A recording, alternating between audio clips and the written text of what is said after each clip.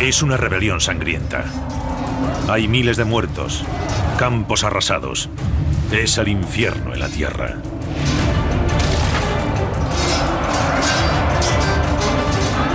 Los rebeldes son un pueblo de tribus de diferentes etnias, los galos. Su adalid es el primer general que fue capaz de unirlas, Vercingetorix.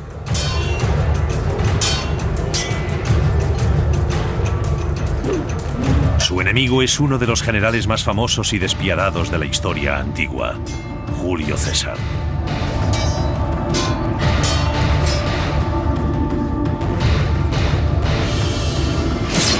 Los romanos llevan 100 años oprimiendo con brutalidad a los galos. Había llegado la hora del desquite. Se prepara el escenario para una de las mayores confrontaciones militares de la historia. Una batalla de maravillas tecnológicas que pone a prueba la astucia y los recursos de ambos generales. Y que dará forma a Europa en los siglos venideros. Y garantizará el futuro de un imperio.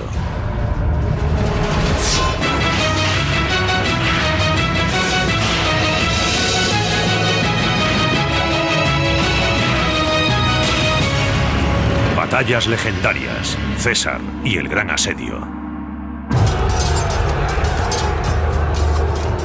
Es el año 52 a.C. Julio César ha dirigido durante 6 años una campaña brutal.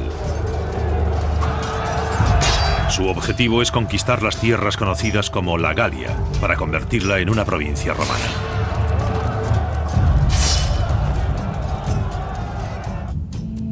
Cuando en el año 58 a.C.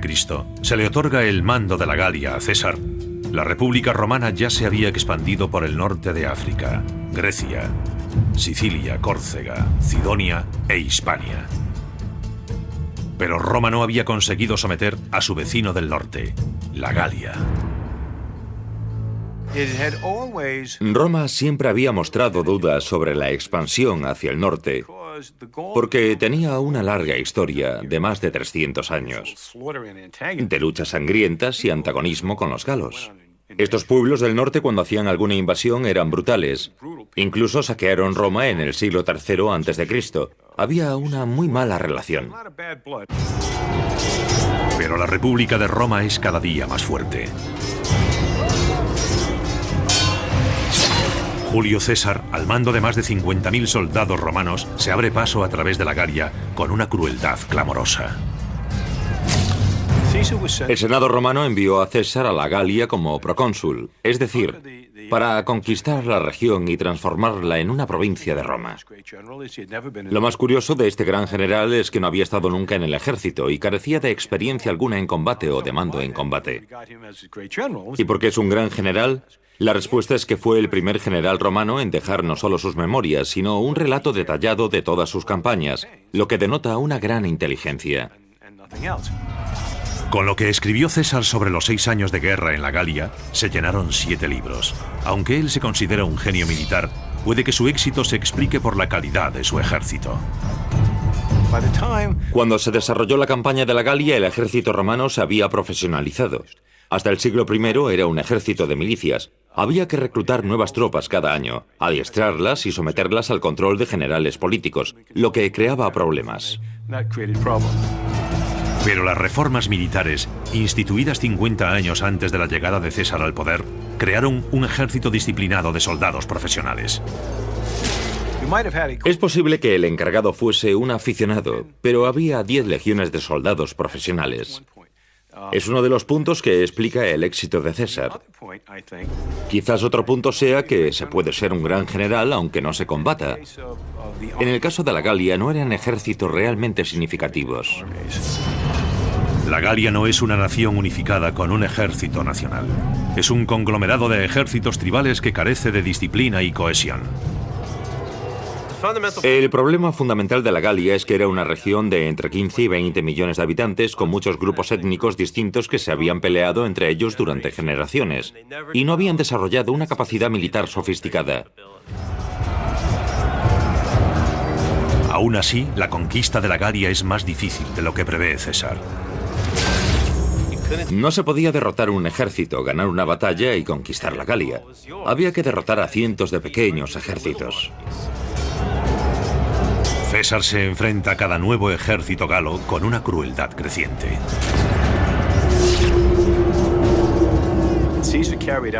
César cometió carnicerías horrendas como producto de la típica brutalidad romana de imponer o bien la amistad de Roma o el terror de Roma.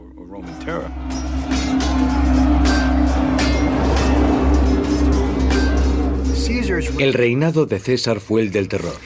Destruyó aldeas enteras, mató a todos sus habitantes y fue en busca de la siguiente, una brutalidad absoluta. Inevitablemente, durante un periodo de 6 años se impuso el control de Roma sobre la Galia. Pero en el fondo seguía anidando un sentimiento de odio hacia los romanos. Un espíritu de rebelión que solo buscaba un líder que lo agitase. Entra en escena Vercingétorix, un carismático general galo. Al igual que César, también tiene una misión: unir por fin los cientos de tribus de su tierra natal contra César.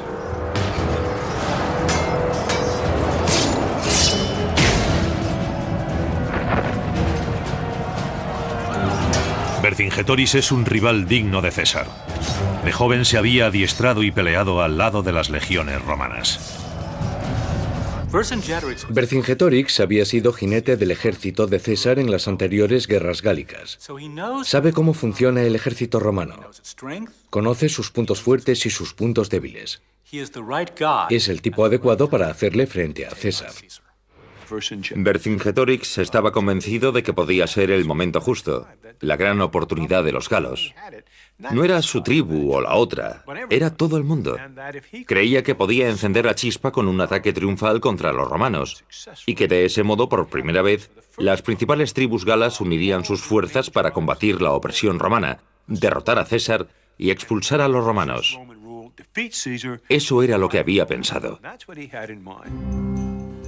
Su plan para provocar a César tiene éxito. Vercingétorix ataca con más de 70.000 soldados la ciudad romana de Orleans y le da a César una dosis de su propia medicina. Se lanzó sobre ella como un león sobre un conejo, quemó la ciudad y asesinó a todo el mundo. Los galos masacran a más de 5.000 hombres, mujeres y niños.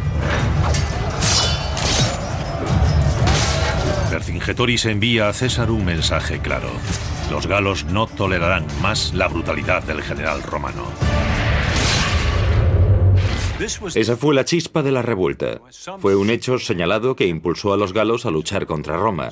Era la intención de un buen estratega que tuvo éxito. Para Vercingétorix ya no hay vuelta atrás.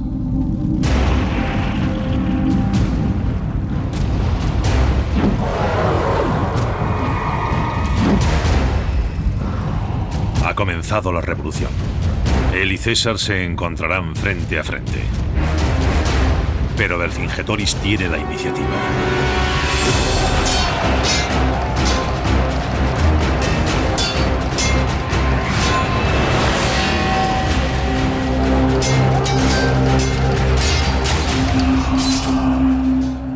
Pronto consigue más victorias, cuenta con el apoyo de un ejército enorme y lo dirige bien. De repente ese hombre es imparable. A pesar de superar a los romanos en número, Vercingétorix sabe que su ejército grande pero desorganizado perdería en una batalla directa y abierta contra el ejército altamente profesionalizado de César. Así que su estrategia consiste en atacar a César con pequeñas incursiones, con una guerra de guerrillas, hasta infligirle tanto daño que los romanos se vean obligados a retirarse a Roma.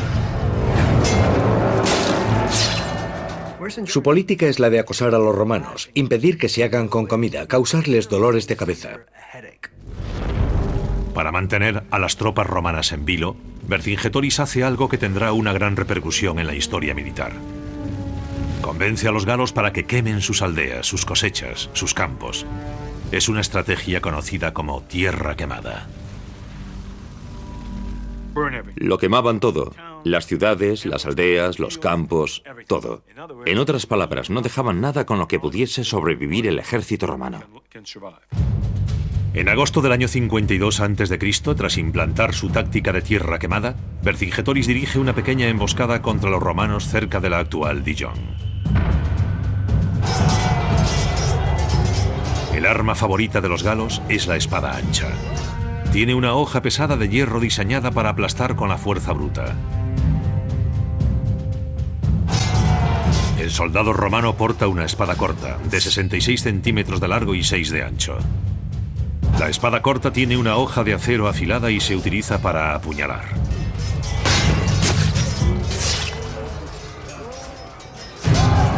Tras un combate de varias horas en Dijon, Vercingetorix pone fin a los ataques relámpago y retira a sus hombres.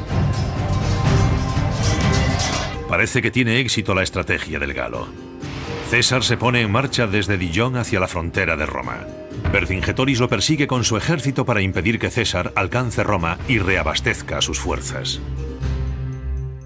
Baja con su ejército para bloquear el camino de César hacia Roma. Llega demasiado tarde. César ya está al sur del punto en que se encuentra él. Así que está detrás de César, no delante de él. Trata de pasar al ataque. Los romanos dan la vuelta, hay unas escaramuzas y los romanos consiguen pasar. En ese momento, Vercingetorix piensa, se hace difícil alimentar al ejército aquí. Voy a retirarme a mi base principal de aprovisionamiento. Hemos acabado la temporada. César se va al sur y acabaremos esto el año que viene. Fue un error descomunal. Vercingetorix, que piensa que César se retirará a Roma, se pone en marcha con su ejército hacia su base en Alesia, una ciudad fortificada en una colina. Pero César no vuelve a casa, se va en busca de Vercingetorix.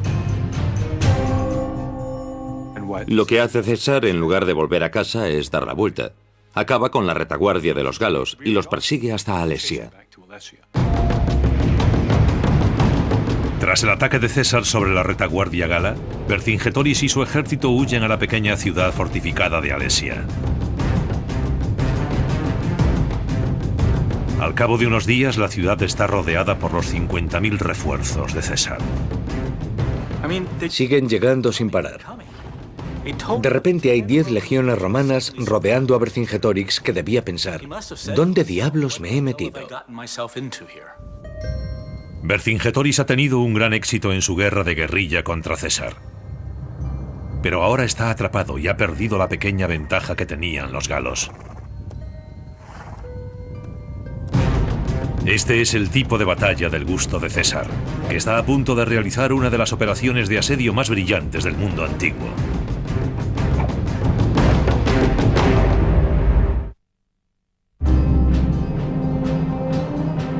Año 52 a.C., la ciudad de Alesia. El comandante militar romano Julio César, con más de 50.000 soldados, ha atrapado a 70.000 galos con su revolucionario líder Vercingetorix en el interior de la ciudad. Alesia es muy importante porque es un gran cataclismo final. Militarmente es la última ocasión de impedir que los romanos controlen toda la Galia.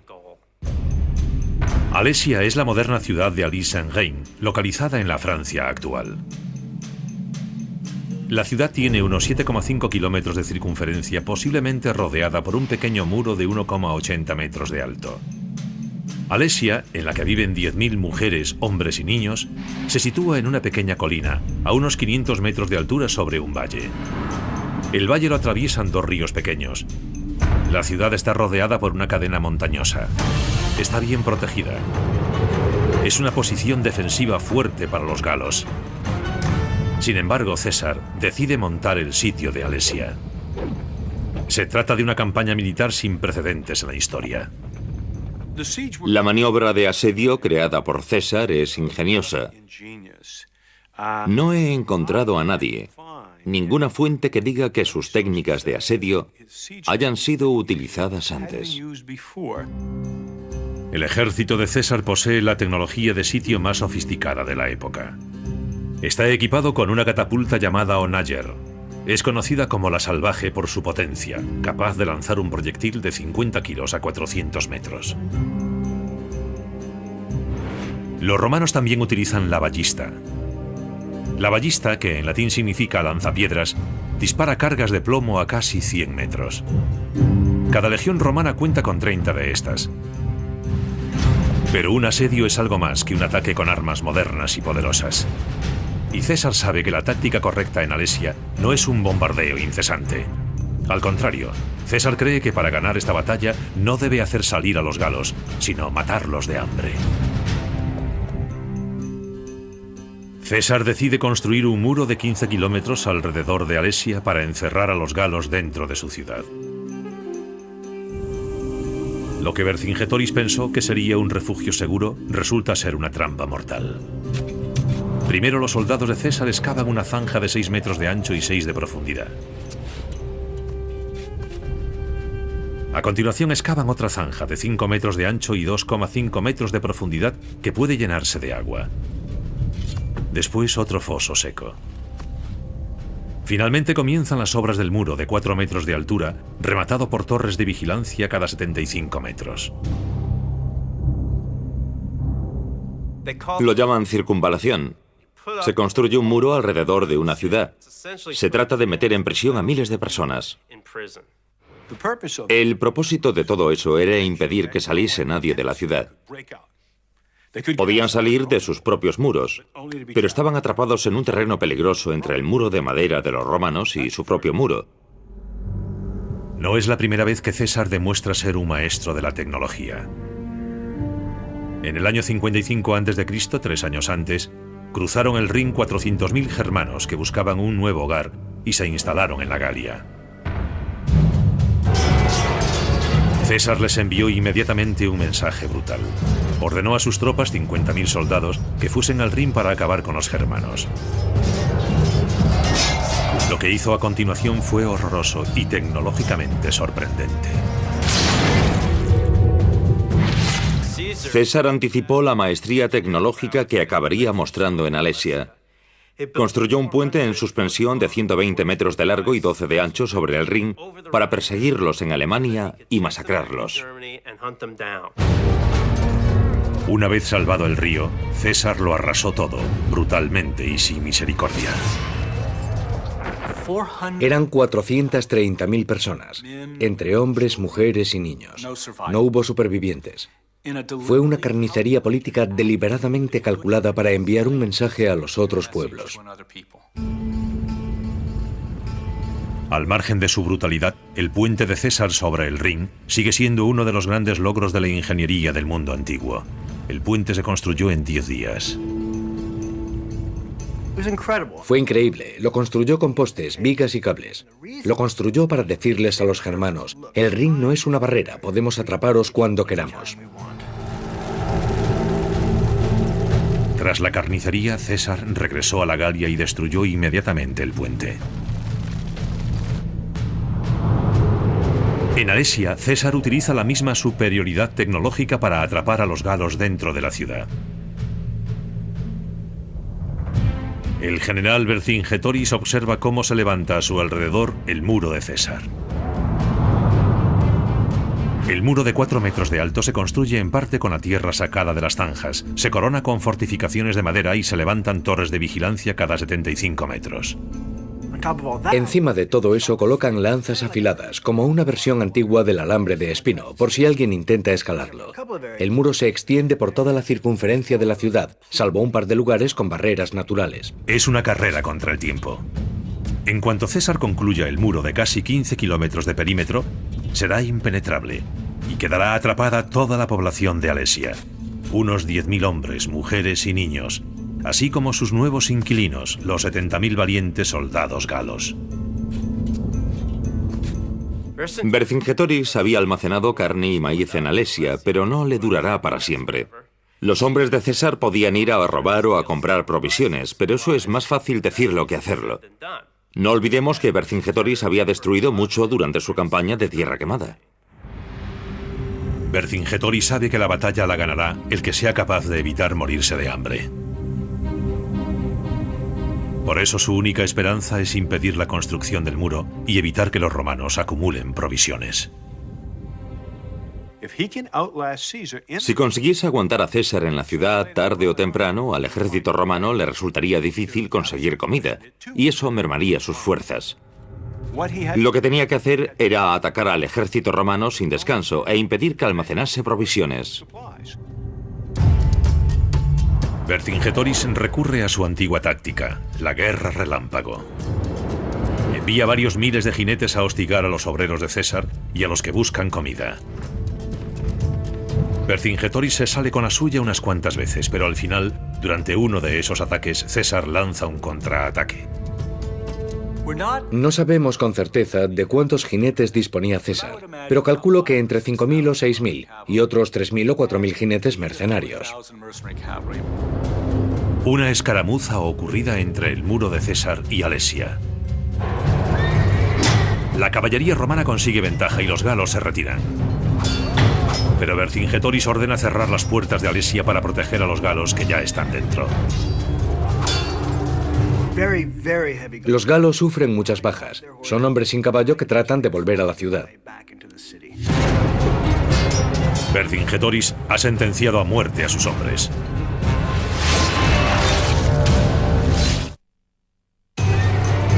Año 52 a.C. El sitio de Alesia conoce su primer baño de sangre. Una escaramuza de caballería tiene un final fatídico para los galos. A pesar de vencer en esa pequeña escaramuza, César continúa el asedio. Ordena abrir más zanjas, colocar más dispositivos antipersona y construir más trampas mortales. Se ponen en el fondo de las zanjas trampas con afiladas estacas de madera llamadas cipi. Se extiende una barrera de púas de hierro llamadas stimuli delante de los muros para pinchar los pies de los soldados y los cascos de los caballos. Había fosos inundados, árboles derribados para formar obstáculos y, cubriéndolo todo, una colección de armas. Flechas, flechas con fuego, ondas, proyectiles. Podían crear una lluvia de fuego en una zona de impacto. Al cabo de 5 semanas, el muro de 15 kilómetros, dotado de pozos, obstáculos y dispositivos antipersona, se había finalizado casi por completo. El general galo Vercingetorix se ve obligado a jugársela. Envía toda su caballería, 15.000 hombres, a recorrer la Galia para reclutar ayuda entre las otras tribus galas. Puede parecer una buena jugada, pero piénsenlo un poco. Había tenido éxito hostigando a César. No le permitía avanzar. No le permitía almacenar comida. Pero renuncia a todo eso. Y sin ánimo de ofender, dice, que venga la caballería. Vercingetorix cambia de táctica y básicamente permite que los romanos finalicen las obras del sitio y alimenten a su ejército. La decisión de ir a buscar ayuda en lugar de seguir hostigando las obras de construcción es una decisión militar clave. Si detienen a la caballería y no responden las otras tribus, Vercingetorix y su ejército están perdidos. El ejército romano, sin caballería enemiga que lo acose, puede construir las obras del asedio a placer. Y eso hace. Lo más importante es que ahora pueden aprovisionarse libremente, que es algo que César ve con claridad. Ordena a su intendencia que almacene grano para 30 días más. Aún así, César sabe que si la caballería gala regresa con refuerzos, los romanos pueden salir derrotados. Para defenderse contra ello, César decide levantar otro muro, a unos 400 metros de distancia del primero. El primer muro de César mantiene a Vercingetorix dentro. El segundo muro mantiene el ejército de refuerzo fuera. Pero también encierra a los 50.000 soldados romanos que deben acampar entre los dos muros. Fuera de este muro de circunvalación, levanta un segundo muro llamado contravalación. Este muro mide 30 kilómetros de perímetro. Así que tenemos un muro dentro de un muro y una ciudad en medio. Visto desde arriba parece un pastel relleno. A los romanos, sin la molestia de la caballería, no les resulta difícil construir el segundo muro. El muro es de una pieza, excepto en una pequeña sección en la base del monte Rea, cerca de donde cruzan el valle los dos ríos.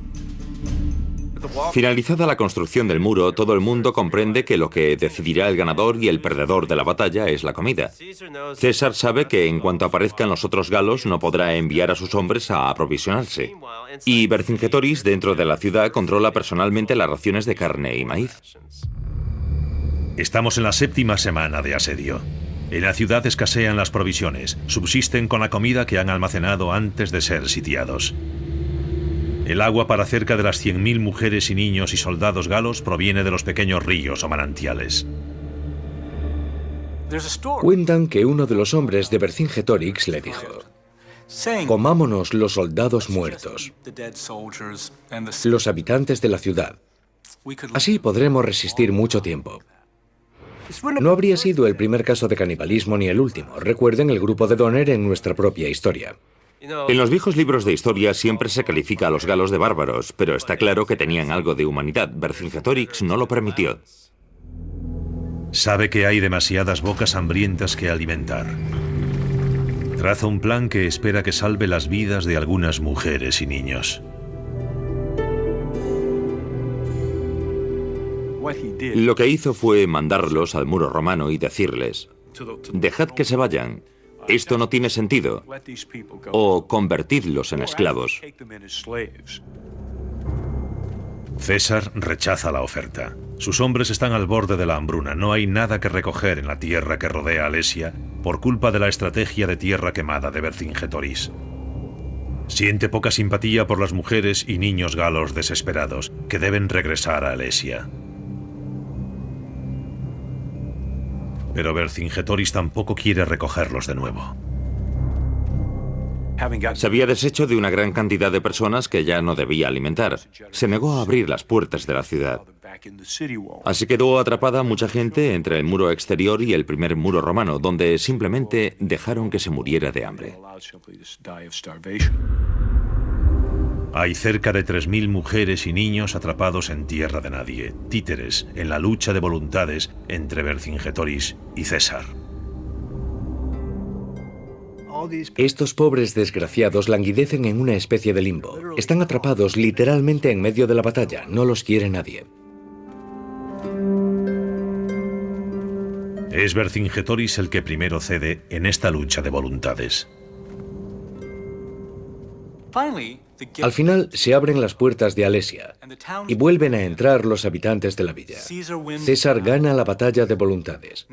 El líder galo Vercingetorix no consigue transferirle el problema a César, y este logra recordarle a la gente con qué clase de hombre están tratando.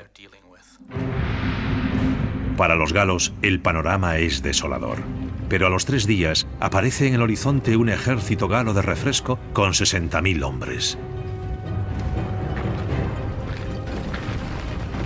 Están liderados por Comio, un viejo conocido de César.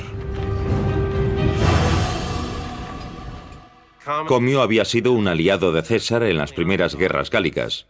Vercingetorix también había luchado para César. Para César era un acto de traición que estos hombres se enfrentasen a él. Comio no tarda en hacerle saber a César que ha llegado.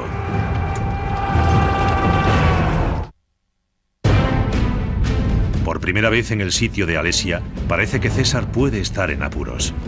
Han venido al rescate 60.000 soldados galos comandados por un hombre llamado Comio. Pretenden ayudar a Vercingetorix, que está atrapado dentro de la ciudad con decenas de miles de civiles y soldados. Comio pasa inmediatamente a la ofensiva.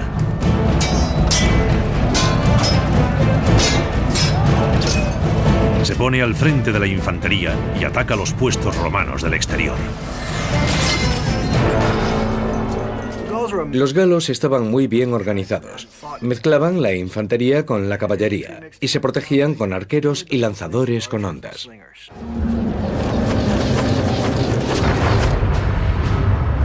César se ve obligado a enviar 5.000 jinetes a defender el muro, pero lo recibe una lluvia de flechas.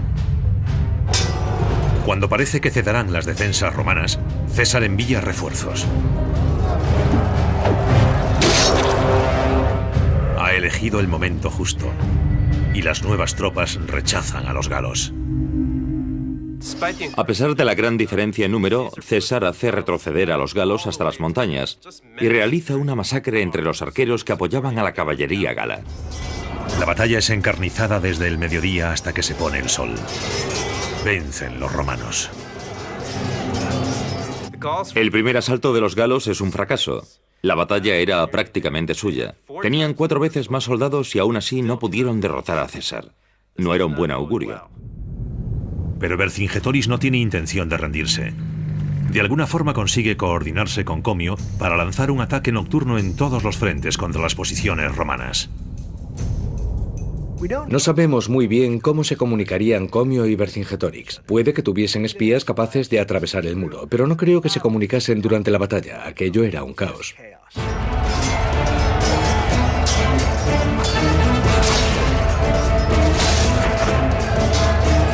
Vercingetorix encabeza un ejército que intenta romper el muro interior. Comio y sus hombres tratan de escalar el muro exterior. Una tercera fuerza gala, también en el exterior, pretende atravesar el muro exterior en el punto más alejado de la ciudad. Los galos aprenden, prueban con tácticas diferentes. Esta vez cuentan con la protección de la noche. Tienen escaleras y ganchos para escalar los muros. Por desgracia para los galos, César sigue teniendo las de ganar. Encaramado a la torre de asedio, ve exactamente lo que hacen los galos. Los hombres de César, desde sus atalayas, rechazan fácilmente a los galos. Lanzaban flechas, pero también tenían grandes cantidades de piedras y estacas afiladas. Nada sofisticado, pero a mí no me gustaría que me lanzasen piedras a la cabeza desde 4 metros de alto. Mientras tratas de pasar los fosos y las zanjas, el enemigo no deja de lanzarte piedras. Vercingetorix, atrapado entre los muros, recibe una paliza. En la otra punta de la ciudad, el asedio de César cumple su función. Los pequeños regalos que dejó César, los dispositivos antipersona, eran realmente eficaces.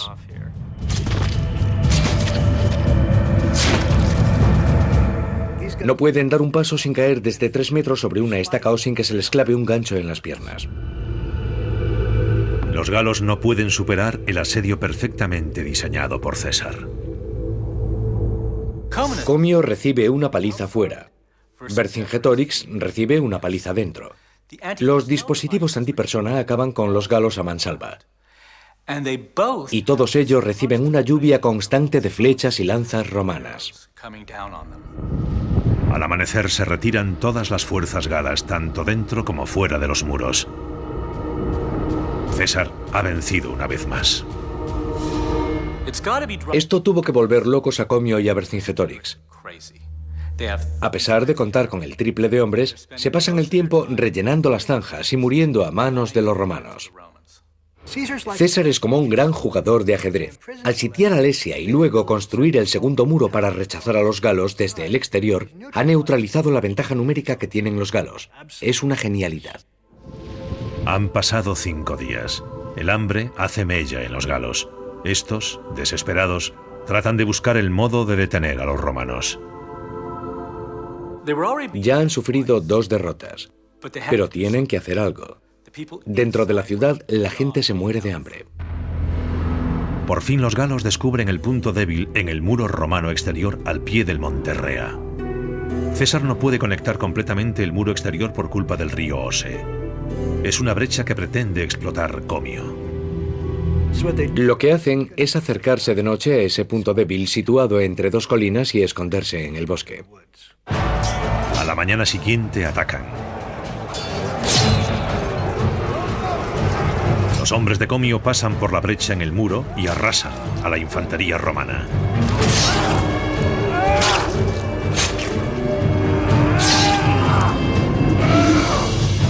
Un segundo grupo de galos trata de atravesar el muro por otra zona. La segunda fuerza gala empieza a superar el muro. Los romanos no tienen ya nada que lanzar.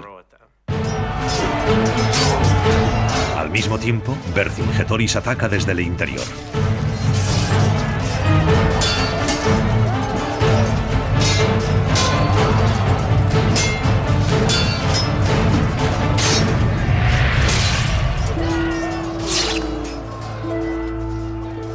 César contempla el ataque galo en los tres flancos desde su torre de asedio. Los historiadores suelen discutir sobre si César era tan buen estratega, pero lo que hizo en esta batalla final fue como dirigir una orquesta. César decide asignar 3.600 refuerzos a defender la brecha en el muro.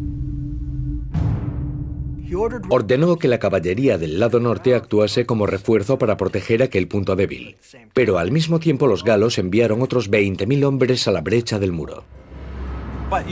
Pero 20.000 hombres no sirven de mucho si hay que hacerlos pasar por un hueco estrecho entre dos ríos, mientras en ambos lados hay campamentos de legionarios y delante un foso y un muro.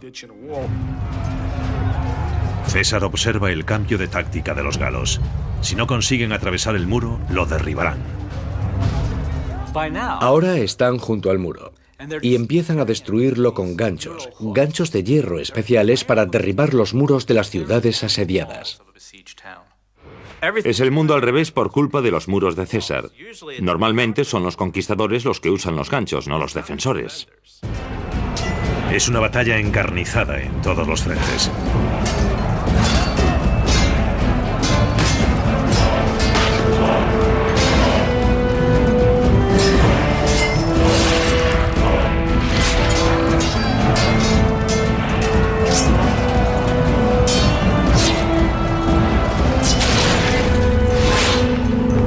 Finalmente, César decide actuar personalmente. Se dirige con otros 2.400 hombres a la batalla.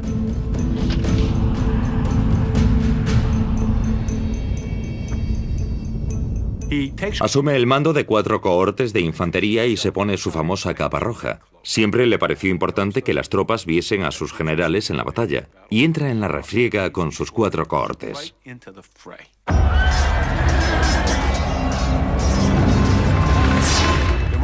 Estaba a punto de romperse la línea romana cuando por fin llegó César con los refuerzos.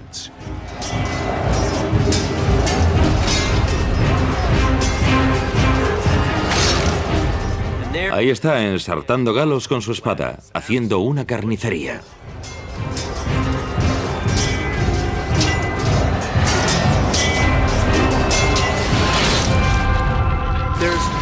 Hay una gran diferencia entre un general que dice «al ataque» y otro que dice «seguidme, muchachos».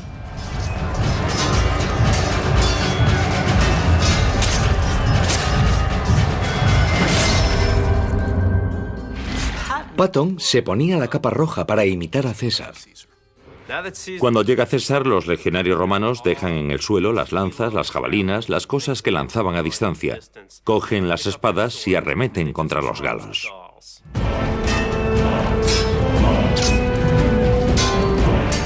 César tiene la iniciativa y no piensa cejar en su empeño.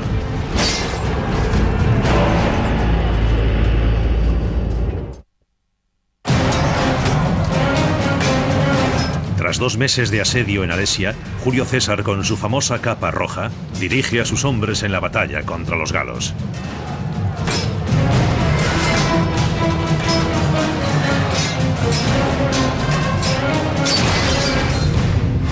Dicen que las líneas romanas estaban al borde de la ruptura, hasta que llegó el propio César en el último minuto con el refuerzo de 4 cohortes, lo que aumentó la moral de los romanos, porque vieron a su general luchando a su lado con la capa roja.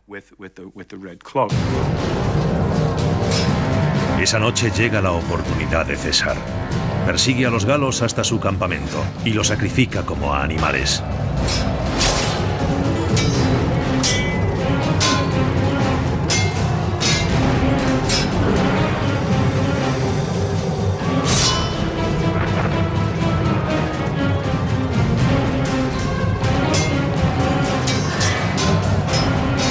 A pesar de que la derrota es inevitable, Vercingetorix sigue luchando. Su estrategia de unir las tribus galas para combatir la opresión romana ha fracasado. Vercingetorix pronto comprende que está perdido.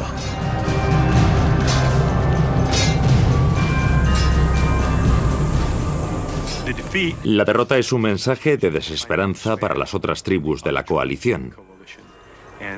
1 o 2 días después, una a una, como han hecho tantas veces en el pasado, empiezan a desfilar de regreso a sus dominios tribales. Y aunque Vercingetorix sabe que se ha terminado la partida, es él quien toma la iniciativa y abre las negociaciones con los romanos. César se había ganado una reputación exterminando tribus enteras. Pero curiosamente, tras esta batalla, decide indultar a los guerreros galos. César fue muy benevolente. No es normal en él, que tiene fama de exterminar tribus enteras. Puede que intuyese que para calmar la insurgencia debía cambiar de táctica. O quizás aprendiese a respetar el espíritu batallador de los galos. Pero fue Vercingetorix el que inició todo esto. Había que dar ejemplo con él.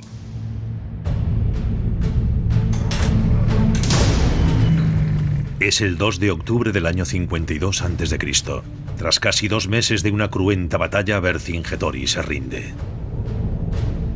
Vercingetorix se pone su mejor armadura, atraviesa la puerta y se acerca a César. Detrás de él hay miles de romanos. Imagínense la escena.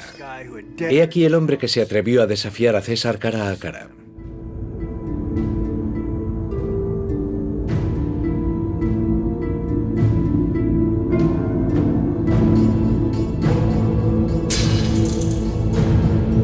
Es un guerrero valiente, pero cometió un error táctico básico. Su plan no era enfrentarse a César, sino hacer escaramuzas, cortarle las comunicaciones, las líneas de suministro, hostigarlo sin descanso. Se limitó a hacer eso en ocasiones en las que pudo lanzarse a degüello, pero se mostró disciplinado. Pero de repente rechazó esa idea. Envió sus mejores hombres a pedir ayuda, una ayuda que al final no le serviría de mucho. Es fascinante, se había aferrado a su estrategia original hasta el punto de lograr ventaja, y después por algún motivo cambió de táctica.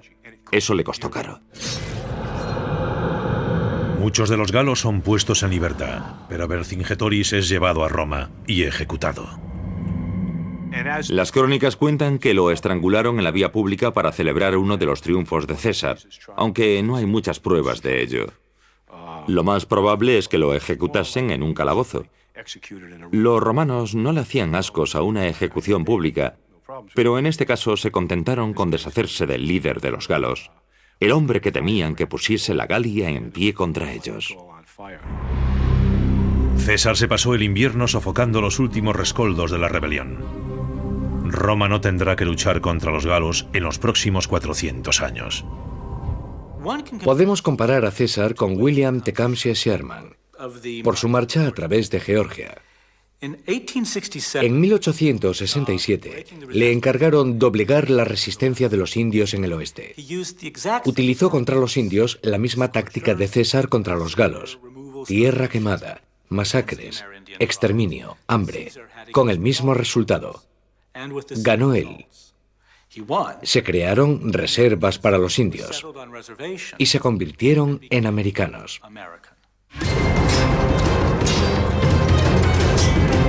Alesia fue una gran victoria personal para Julio César, quien a veces fue el asediado en lugar del asediador.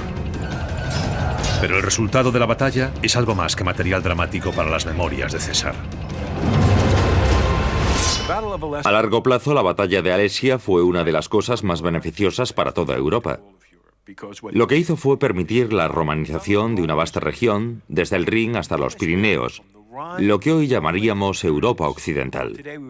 Se civilizó, se organizó como provincia romana y luego, fundamentalmente bajo el imperio, llegó a ser como la misma Roma, hasta tal punto que los galos nunca se consideraron otra cosa que ciudadanos romanos.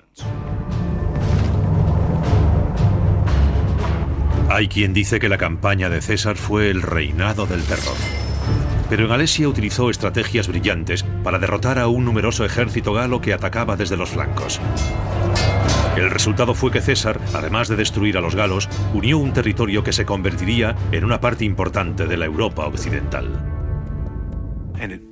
Al final todo eso fue posible gracias a la inteligencia de Julio César, a la derrota de Vercingetorix y al asedio de Alesia.